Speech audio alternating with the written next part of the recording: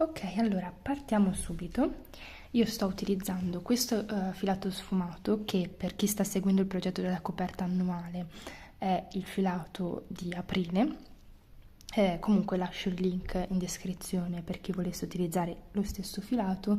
È molto leggero, però è comunque un misto lana, quindi è, è molto adatto alla lavorazione che stiamo facendo perché appunto la lana, come sapete, è anche isolante e quindi rimane leggero pur isolando sia dal caldo che dal freddo. Allora, partiamo subito e imbastiamo le nostre catenelle. Io partirò con 66 catenelle. Allora, dovete prendere una misura che sia la metà della vostra circonferenza, quindi dei fianchi, tenendo conto di utilizzare sempre un multiplo di 3 più 2 catenelle. Quindi nel mio caso farò 66 più 2 catenelle. Quindi parto 1, 2, 3, 4, 5. Ho fatto le mie 66 catenelle, mi sono dimenticata di dirvi che sto usando un uncinetto 3,5. Allora carico il filo e nella terza catenella dall'uncinetto entro e faccio una maglia alta. 1 e 2. Carico il filo, mi sposto nella catenella successiva, maglia alta. E nel primo giro andrò a fare tutte maglie alte.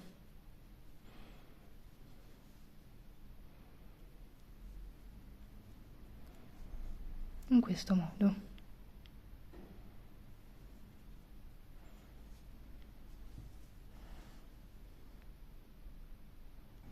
Ok, una volta che abbiamo fatto la nostra riga di maglie alte, facciamo 3 catenelle, 1, 2, 3, giriamo il lavoro. A questo punto le prime 3 maglie le faccio in maglie alte normali, quindi entro e faccio la mia maglia alta normale, 2 e 3. Inizieremo e finiremo in questo modo in modo da avere un bordo, quindi una parte laterale più regolare. Dopodiché partiamo facendo 3 maglie alte in rilievo davanti nelle 3 maglie successive. Quindi carico il filo, entro nella maglia da davanti, vedete? Sono posizionata davanti, carico il filo e poi tiro fuori e lavoro come una maglia alta normale. Di nuovo in quello successivo, vedete, entro proprio sotto al corpo della maglia alta, carico il filo, lo tiro fuori e lavoro una maglia alta normale. Di nuovo entro, carico, tiro fuori, maglia alta normale. Dopo queste 3 in rilievo davanti dovremo farne 3 in rilievo dietro, quindi carico il filo, entro, però invece che passare da davanti in questo modo vado dietro al lavoro, entro e prendo la maglia, il corpo della maglia alta da dietro, vedete? Carico il filo, lo faccio passare e faccio la mia maglia alta. Di nuovo carico il filo, non da davanti così, ma da dietro, prendo il corpo e faccio una maglia alta. L'ultima volta in questo modo. Dopo queste 3 maglie alte in rilievo dietro, ricomincio con le 3 in rilievo davanti, quindi non vado più dietro, ma da davanti, prendo, carico e faccio le mie 3 maglie alte in rilievo davanti. Per chi non conoscesse questa tipologia di punto, ho fatto un video dedicato dove spiego nel dettaglio questa tipologia di punto. No, giusto? Mi sono incasinata, aspetta. Ah sì, giusto, avevo girato il lavoro. Dicevo, ho fatto dei video dedicati a questo punto per farli capire meglio, che vi lascio sia in descrizione che qua in sovraimpressione sul video. quindi continuo alternando 3 maglie alte in rilievo davanti e 3 maglie alte in rilievo dietro e terminerò con 3 maglie alte normali. Nel caso dovreste finire con 3 maglie, le ultime 3 maglie dopo l'ultimo blocco di 3, perché appunto facendo un multiplo di 3 dovrebbero starci dentro. Nel caso finiste con 2, allora la cosa migliore è ovviamente ricominciare, perché magari avete saltato qualche punto, però non è, insomma, non c'è l'esigenza di essere così precisi sull'inizio e la fine, perché tanto poi i lati andremo a cucirli con il pannello dietro, quindi non è un problema. Ovviamente più precisi siete, meglio è. Quindi continuo in questo modo, vedete che sta iniziando a crearsi una sorta di motivo. Una volta arrivata al termine faccio le mie 3 catenelle, 2, 3, giro il lavoro e vado a fare le mie prime 3 maglie alte normali. Dopodiché vedete che io mi trovo qua sotto le maglie in rilievo dietro, queste prime 3. Seguo sempre lo stesso pattern, quindi se mi trovo le maglie alte in rilievo dietro farò le 3 maglie alte in rilievo dietro, 1, 2 e 3. Ora ho le 3 maglie in rilievo davanti e faccio le 3 maglie in rilievo davanti, quindi una volta che avete imbastito l'alternanza di punti al primo giro, dopodiché si tratta solo di ripetere quello che vi trovate nel giro precedente, quindi è molto anche ripetitivo, però appunto è uno di quei progetti che hanno effetto ma non sono troppo impegnativi. Ecco, se magari riuscissi a prendere il punto in modo corretto, ok. Praticamente dovete continuare a fare righe in questo modo per, diciamo, tutta l'altezza dai fianchi alla parte, diciamo, sottostante al seno, quindi fino all'inizio del seno. Nel mio caso ci sono volute, mi serviranno 22 righe.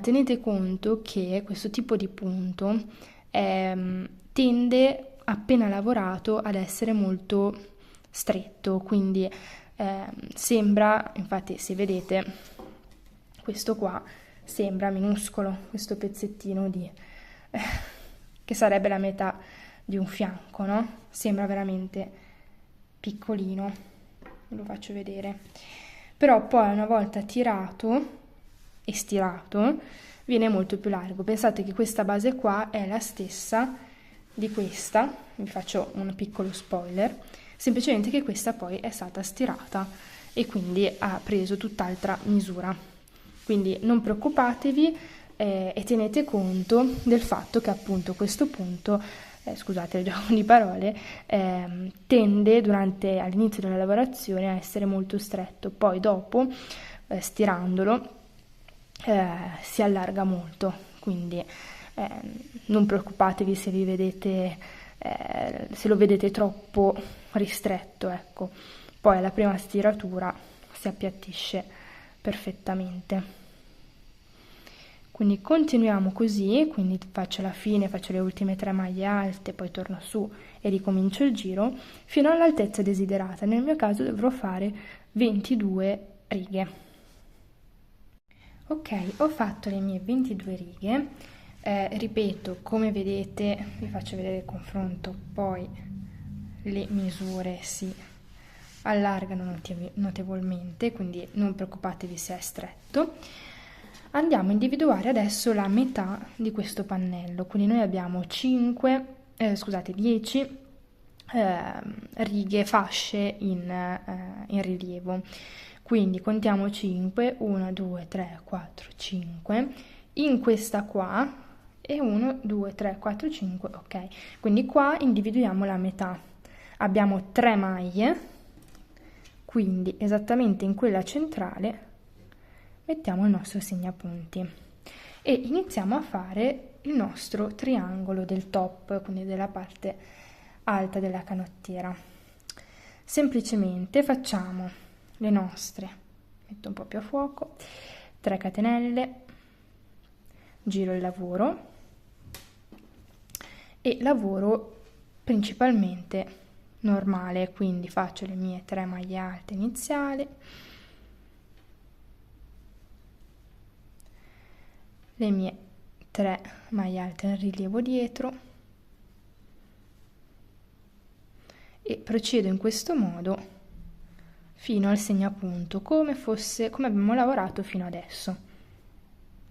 Sono arrivata poco prima del segnapunti, dall'altro lato il segnapunti mi segna, vedete, questa maglia alta, quindi faccio la prima maglia alta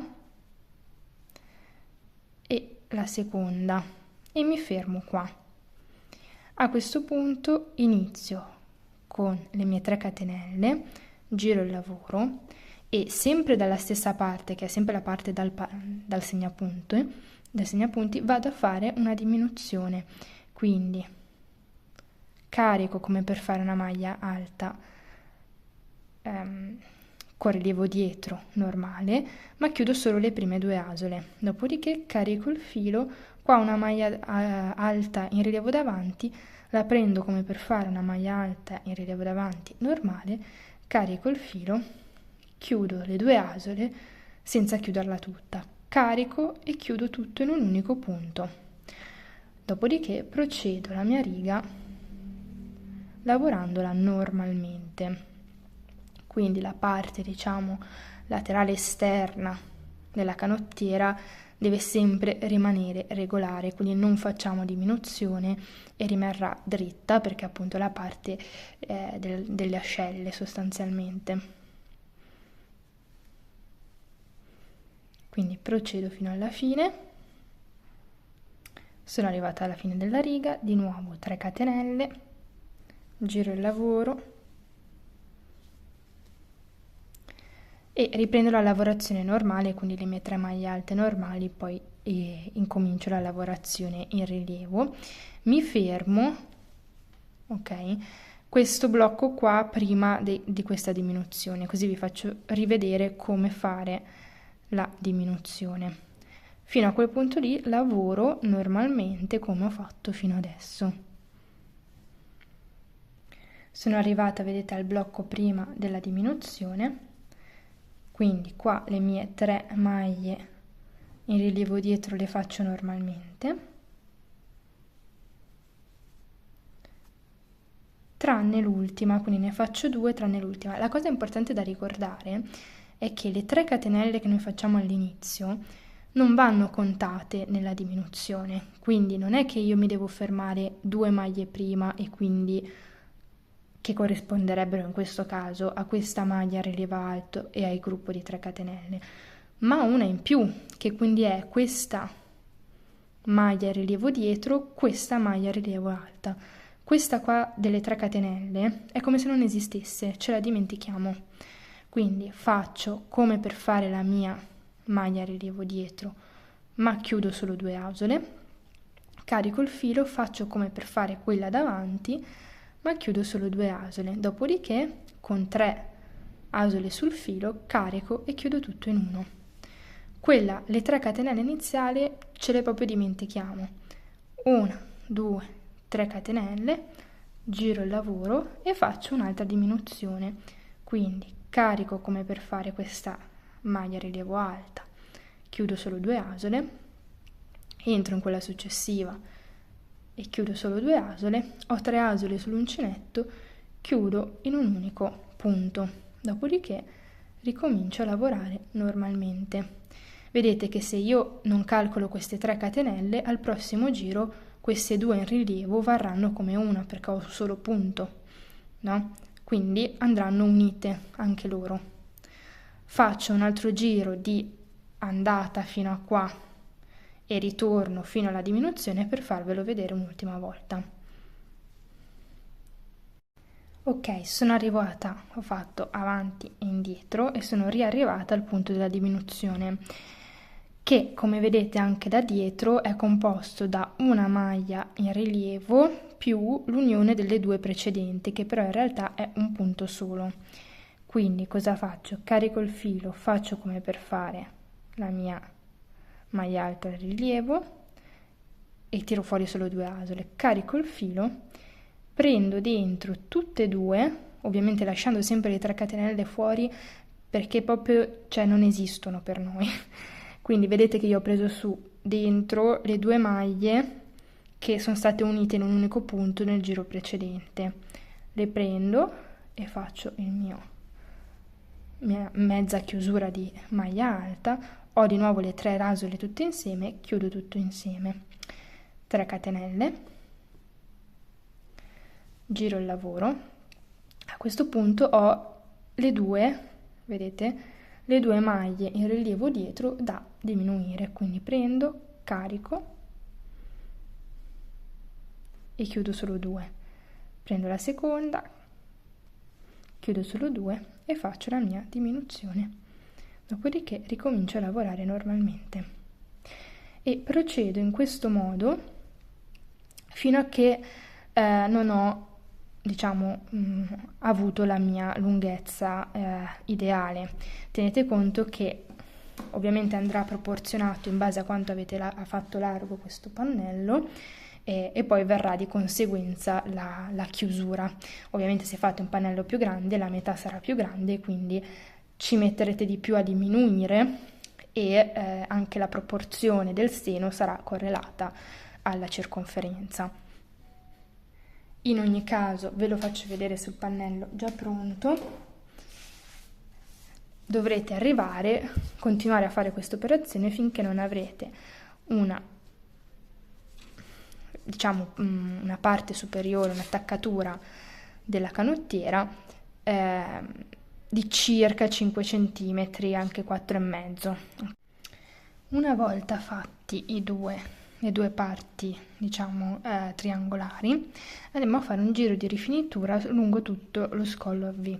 Semplicemente facciamo una catenella, entriamo in ciascun punto laterale del nostro lavoro e facciamo delle maglie basse, entrando semplicemente dentro alle catenelle e alle maglie che abbiamo delle nostre maglie alte, quindi la parte laterale. Comunque si creano dei specie di buchi che sono comunque delle parti della maglia dove si può entrare e lavorare la propria maglia bassa. Andiamo così a fare un giro di rifinitura della scollatura che rende il tutto un po' più regolare, e poi con la sfumatura adesso in questo momento abbiamo lo stesso colore perché siamo dalla stessa parte, poi cambierà in punti diversi e darà un tocco di originalità in più. Nel frattempo io vi ricordo di iscrivervi al canale in modo da non perdere neanche un tutorial, lasciare un like, commentare, condividere sotto questo video se vi è piaciuto, che sono tutte cose gratuite ma che aiutano appunto la crescita del canale. Quindi proseguo lungo tutto il perimetro facendo questa rifinitura di maglie basse. Ok, ho finito, come vedete, tutto il giro di rifinitura dello scollo. Ok, come detto prima dovremo fare 2 pannelli uguali a questo, quindi questo e un altro uguale, che poi saranno diversi perché appunto il gioco di colore cambierà, e prima di passare al passaggio successivo il mio consiglio è quello di stirare il lavoro in modo che risulti più simile a questo qua, che è l'altro pannello che io ho già fatto, che è già stirato. Vedete com'è anche bello largo qua rispetto a questo che è stato appena lavorato, le misure sono esattamente le stesse, semplicemente è un punto che si stringe molto. Quindi poi quando andremo a fare la lavorazione finale, se è stirato è anche più comodo, avete più idea delle misure e siete più tranquilli nel continuare il lavoro. Ok, una volta pronti entrambi i pannelli, andiamo semplicemente a sovrapporli in questo modo e a cucire i due lati. Per facilitarci possiamo andare a mettere due segnapunti, quindi misuriamo circa 20 cm oppure praticamente la lunghezza, questa altezza qua deve essere la differenza tra l'inizio della vostra spalla e la fine dell'attaccatura delle ascelle. Quindi prendete questa misura qua, la misurate e la sottraete al totale. Nel mio caso devo cucire circa 20 cm. Quindi metto il mio segnapunti in questo punto qua. Stessa cosa faccio dall'altra parte. Quindi misuro circa 20 cm e metto il mio segnapunti. A questo punto questi due laterali potete cucirli o ad ago o con l'uncinetto. Io preferisco sempre usare l'uncinetto, quindi partendo dai punti andiamo a scendere. Abbiamo il nostro cappiettino, infiliamo prima l'uncinetto nelle maglie, in questo modo, agganciamo il cappio e lo facciamo passare. Dopodiché entrerò in tutti i punti successivi, mi porto dietro anche il codino e vado a lavorare di maglie bassissime. Entro da una parte, entro dall'altra, maglia bassissima. Entro da una parte, entro da quella corrispondente e faccio una maglia bassissima. Entro da una parte, entro nel punto corrispondente, maglia bassissima. Procediamo così lungo tutta la linea e facciamo esattamente la stessa cosa dall'altra parte, quindi nell'altro lato.